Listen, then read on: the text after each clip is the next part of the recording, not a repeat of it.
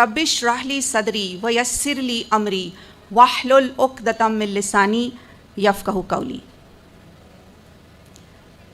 अल्लाह रब्बुल आलमीन का शुक्र और उसका एहसान है कि उसने मुझे यहाँ भेजा आप लोगों के दरमियान। अल्लाह का शुक्र बजा लाने के बाद मैं डॉक्टर निखत हाशमी और अल-नूर एकेडमी की तहे दिल से शुक्रिया अदा करती हूँ कि इन्होंने मुझे मदऊ किया। गुजरानवाला के बारे में मैंने इतना सुना अल्हम्दुलिल्लाह कि यहाँ आने का बड़ा इश्तियाक हुआ।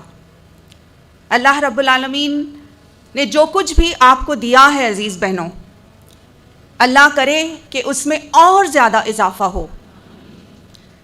दीन की मजबूती के बारे में मैंने सुना, माल की ज़्यादती के बारे में मैंने सुना, ख़ानदानी मजबूत निज़ाम के बारे में, अक़ीदे के बारे में, मजबूत अक़ीदे के बारे में, जो कि माशाअल्लाह अल्हम्दुलिल्लाह अल्हम्दुलिल्लाह बेहतरीन क्वालिटीज़ हैं। अल्लाह से ये दुआ है कि आज का ये प्रोग्राम जो है वो हमारे दिलों को और ज़्यादा ईमान से मुनव्वर कर दे और तक़वे की पुख्तगी अता करे और अल्लाह ताला हमको सचमुच कुछ न कुछ कर गुज़रने वाला बनाए। प्यारी बहनों, आज का जो मौजू है उसके ताल्लुक़ से मैंने 3 कुरानी को लिया है। जिन माओं का कुरान में ज़िक्र आया है उनमें से 3 ऐसी माओं को चुना है जिनकी ज़िंदगियों से हम सीखें इंशाअल्लाह। मेरी तहे दिल से दरख्वास्त और गुजारिश है प्यारी बहनों कि आप खामोशी इख्तियार करें ताकि हम सब पुरसुकून, देखिए जितनी तारीफ़ मैंने आप लोगों की सुनी है ना, इतनी ही मोहब्बत जागी है आपके लिए और ये मोहब्बत खालिस अल्लाह के लिए। मैं जानती हूँ कि आप ज़ाकिर को मुझसे ज़्यादा चाहती हैं, लेकिन अगर आप खामोशी से इस प्रोग्राम में बैठेंगी और एक और इम्पॉर्टेंट पॉइंट, अभी एक बहन मुझसे यहाँ मिलने आई थी, दिल तो यही कर रहा था कि मैं उसके गले मिल जाऊँ और मेरी ख्वाहिश ये है अज़ीज़ बहनों कि मैं आप में से हर किसी से हाथ मिलाऊँ और गले मिलाऊँ। मैं समझती हूँ हमारा रिश्ता जो है खालिस अल्लाह के लिए है, लेकिन आप सोचिए क्या ये मुमकिन है? क्या ये पॉसिबल है? पॉसिबल? नहीं पॉसिबल है। तो इसीलिए हम जितना भी हम इस प्रोग्राम से फ़ायदा हासिल कर सकते हैं वो हम करेंगे प्यारी बहनों, खामोशी से और डिसिप्लिन के साथ। देखिए आप सल्लल्लाहु अलैहि वसल्लम हमें क्या सिखाते हैं दीन के बारे में। दीन इज़ डिसिप्लिन।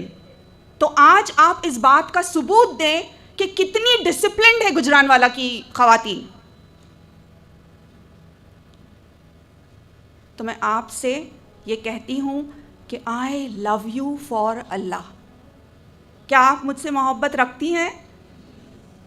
तो हम ये चाहेंगे कि ये प्रोग्राम बिल्कुल डिसिप्लिन्ड अंदाज में हो।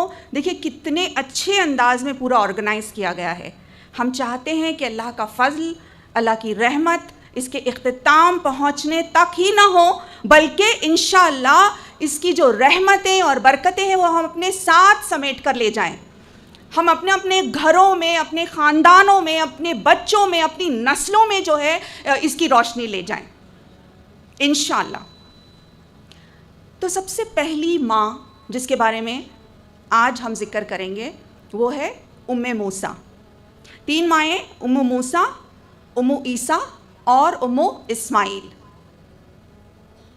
अल्हम्दुलिल्लाह हम कुरान पाक में पढ़ते भी हैं इनके बारे में और अक्सर व बेशतर ज़िक्र भी आता है, लेकिन प्यारी बहनों जब भी हम पढ़ते हैं ना तो हमारी ज़हनी कैफियत जो होती है उस पर ये डिपेंड करता है और अल्लाह रब्बुल आलमीन जो गाइडेंस हमारे लिए नाजिल करते हैं उस पर डिपेंड करता है और रिफ्लेक्शंस जो हम लेते हैं उस पर डिपेंड करता है कि हम कितना सीखें, जायज़ा हम कैसा लें।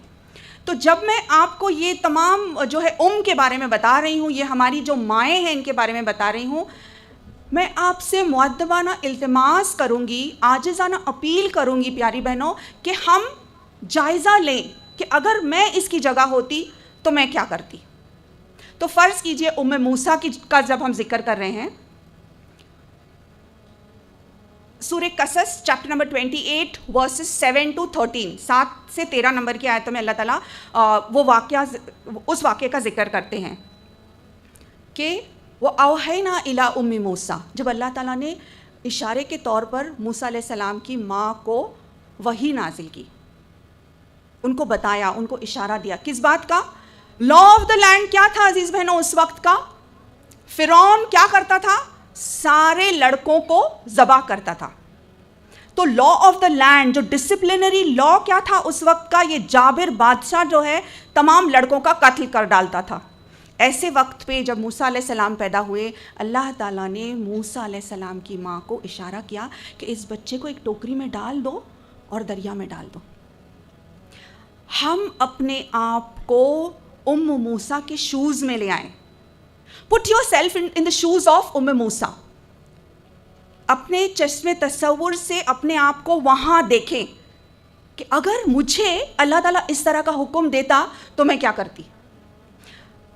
اب دیکھیے یہ جو آیتیں اللہ تعالیٰ نے نازل کی ہے نا، اس میں اللہ تعالیٰ کا وزڈم ہے، یہ اللہ تعالیٰ کی حکمت ہے یہ کہ اللہ تعالیٰ کون سے الفاظ کون سی آیتیں چنتا ہے، یہ اللہ کا ہی راز ہے.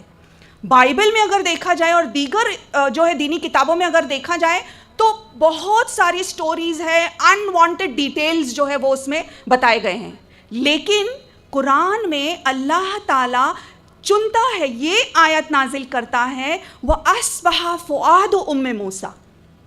اللہ تعالیٰ کیا چوز کر رہا ہے نازل کرنے کے لیے؟ موسیٰ کے دل کی کیفیت. امیجن بہنوں، ایک عورت کے دل کے اندر جو کیفیت ہوتی ہے جب وہ اپنا بچہ سمندر میں ڈال دیتی ہے، اللہ تعالیٰ اس بات کو چوز کرتا ہے کہ موسیٰ کے دل کی کیفیت بیان کی جائے. ہنڈریڈز آف ادر ڈیٹیلز وہ مینشن نہیں ہیں جو کہ بائبل میں ہیں.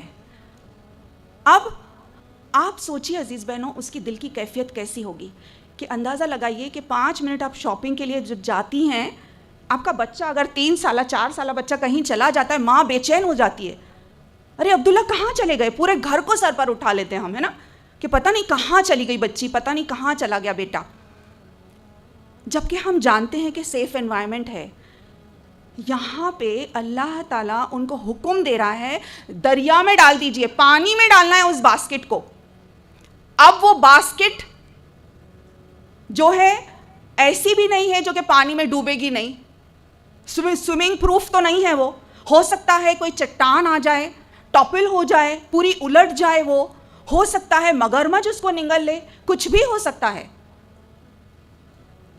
اب اللہ تعالیٰ اس کے دل کی کیفیت بیان کر رہے ہیں. وَأَصْبَحَ فُؤَادُ أُمِّ موسیٰ، اس کے دل میں ایک فؤاد ہو گیا. فؤاد کیا ہے؟ بالکل خالی ہو گیا، وہ ہالو جس کو کہیں گے، جس کے اندر کچھ بھی باقی نہیں ہے. اٹس لائک جیسے ہم کہیں گے نا ایک ٹیمپرری پیرالیسس جو ہے نا، بالکل سختے میں آ گئی ہے وہ ماں. ہائے اللہ میں نے کیا کر دیا.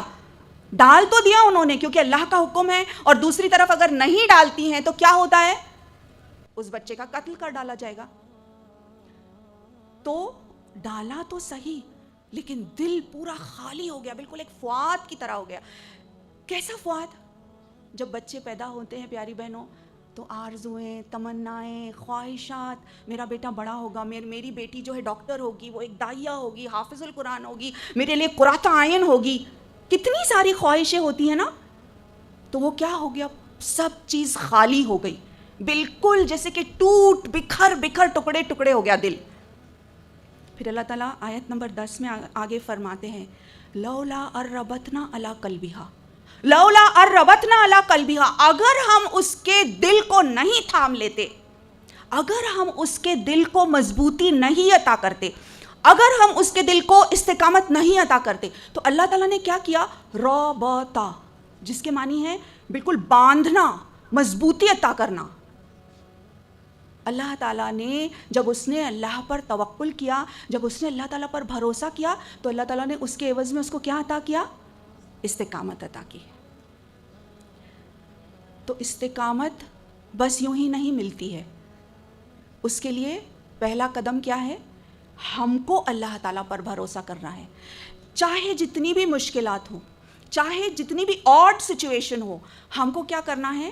اللہ کی رسی کو مضبوطی سے تھامنا ہے اور اس پر توکل اللہ کرنا ہے۔ اس کے بعد اللہ تعالیٰ یہ ہے کہ اللہ تعالیٰ استقامت عطا کرے گا۔ اللہ تعالیٰ جیسے کوئی چیز بکھر رہی ہے، ٹوٹ رہی ہے، بالکل ابھی دل ٹکڑے ٹکڑے ہونے والا ہے، تو اللہ تعالیٰ نے اس کو باندھ لیا، اس کو مضبوطی عطا کی۔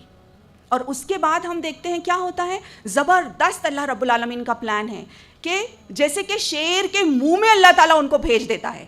وہ بہن آتی ہے اور پھر رضائی کے لیے کوئی تیار، کس کے بچہ جو ہے دودھ کسی کا نہیں پیتا ہے، یہاں تک کہ ام موسیٰ کو ہی بلایا جاتا ہے۔ اور اب دیکھیے پیلس کے اندر دشمن کی گود میں پل رہا ہے، کمپلیٹ سیکیورٹی کے ساتھ، گرین کارڈ مل گیا اب ان کو، ماں، بیٹے اور پورے خاندان کو۔ اب بہترین طریقے سے کمپلیٹ سیکیورٹی کے ساتھ جو ہے ان کی تربیت ہو رہی اور بیسٹ آف فیسلٹیز کے ساتھ ان کی نشو و نما ہو رہی۔ تو میری عزیز بہنوں، یہ ہے نتیجہ اگر اللہ رب العالمین پر توکل کیا جائے، اگر اس کی رسی کو مضبوطی سے تھام لیا جائے۔ یہی ربطہ کے لفظ جو ہے نا قرآن میں 2 اور مقام پر بھی آئے ہیں۔ اللہ تعالیٰ سورہ کہف میں وہ ان نوجوانوں کا